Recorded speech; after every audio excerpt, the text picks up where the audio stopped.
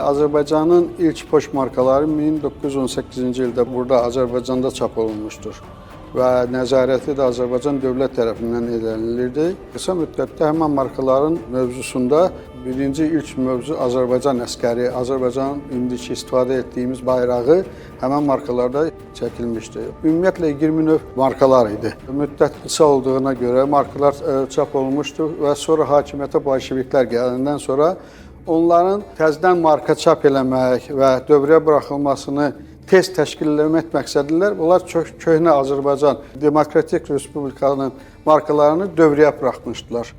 Həmin markaların üzərində cürbəcür olaraq damğalar qoyulmuşdu. Niyə ki, tariflər tez-tez dəyişdiyinə görə, o vaxt inflyasiya olduğuna görə və qiymətləri üzərinə gündəlik ştempelinə dəyişdirildilər. Həmin ondan ötəri həmin markaların bu saat mahiyyəti və toplusu çox nadir bir şey sayılır və ümumiyyətlə kolleksionerlərin içərisində çox maraq doğurur.